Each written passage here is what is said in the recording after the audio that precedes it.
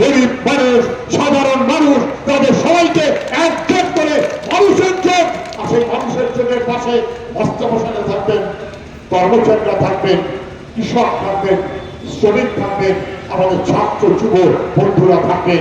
আর এই সবাইকে নিজেদের দাবি সহ লড়াইতে এগিয়ে যাওয়ার জন্য সবচাইতে শক্তভাবে সিনা টান করে মাস্টারমশাই বলবেন, আমি মাস্টার মশাই, আমি সমাজ গড়ার জন্য আছি, আমি ভবিষ্যৎ গড়ার জন্য আছি।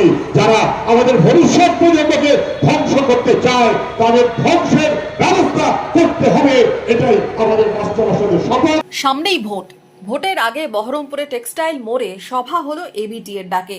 জেলা সমাবেশ ও ডিএম অফিস অভিযান ঘিরে প্রতিবাদে গর্জে উঠল নিখিলবঙ্গ শিক্ষক সমিতি মুর্শিদাবাদ জেলা শাখা। শিক্ষক শিক্ষিকা শিক্ষাকর্মীরা বিভিন্ন দাবি আদায়ের লক্ষ্যে আওয়াজ তুললেন ফের।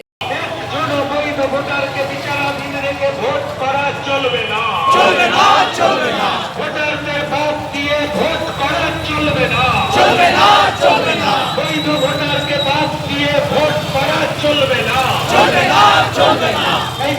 টেক্সটাইল মোড়ে হয় জেলা সমাবেশ। প্রধান বক্তা ছিলেন সুজন চক্রবর্তী। পশ্চিমবাংলা যখন স্কুল তুলে দিচ্ছে, মাস্টারমশাই তাকে নির্যাতন করছে।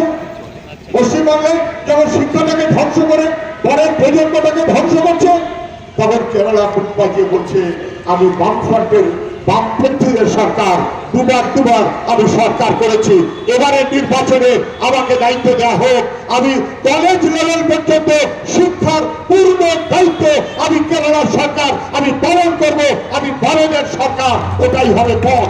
ওই পথে চলার অন্য কোনো বিকল্প আমাদের কাছে নেই।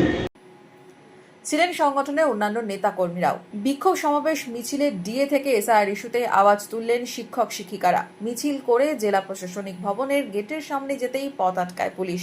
এরপরেই এবিটি এর প্রতিনিধি দল গিয়ে অতিরিক্ত জেলা শাসকের দপ্তরে স্মারকলিপি দিলেন।